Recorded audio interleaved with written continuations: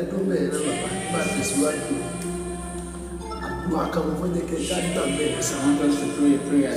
ọkùnrin táwọn pè ní Samson The man we call Samson kì í ṣe èèyàn lásán is not just an ordinary person kì í ṣe pẹ́lẹ́sà ní pàṣà that we can just kill himself. kì í ṣe ẹni tí ogun onígbèsè ìdílé lè ṣú That the battle of the world also can just destroy. ẹ gbàdúrà olúwa ẹ lò dágbára fún mi Lord, release your power to me. tí ó bá gbogbo ìmọ̀ tí ó kù ní fún mi lẹ́rọ̀ That will destroy every counsel plan of darkness over my life this year. olúwa ẹ lò dágbára fún mi Lord, release your power tí to ó me. bá gbogbo ìmọ̀ tí ó kù ní fún mi lọ́gbẹ̀ẹ́ That will jẹ́ destroy every plan darkness has for me gbogbo this year. ilẹ̀ gbogbo ìpinnu tí ọ̀tá ń lé fún mi Every determination of olúwa ẹ enemy. lò dá ẹ fún mi Lord, release such power to me. ẹnìkan pé Jésù Someone àtúwà has come upon Jesus. Lord Jesus Lord, Jesus, release your power to me. That will destroy concerning me and my household this year. Olúwa Yonda Agbara fún mi.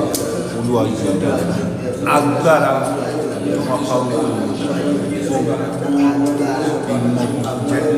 tó máa pa Olúwa Yonda fún mi. Olúwa Yonda agbára fún mi. Olúwa Yonda agbára fún mi. Olúwa Yonda agbára fún mi. Ẹ̀mí mímọ́ Yonda agbára fún mi. Ayé Yonda agbára fún mi. Olúwa Yonda agbára fún mi. Ẹ̀mí mímọ́ Yonda agbára fún mi. Olúwa Yonda fún mi. Olúwa Yonda agbára fún mi. Ẹ̀mí mímọ́ Yonda agbára fún mi. Agbára tó máa bá gbogbo ìmọ̀ ká agbára tó máa bá ayé. Olúwa Yonda agbára fún mi. Olúwa Yonda agbára fún mi.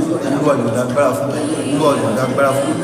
Olúwa Yonda agbára fún mi. Olúwa Yonda agbára fún mi. Olúwa Yonda agbára fún mi. Olúwa Yonda agbára fún mi. Olúwa Yonda agbára fún mi.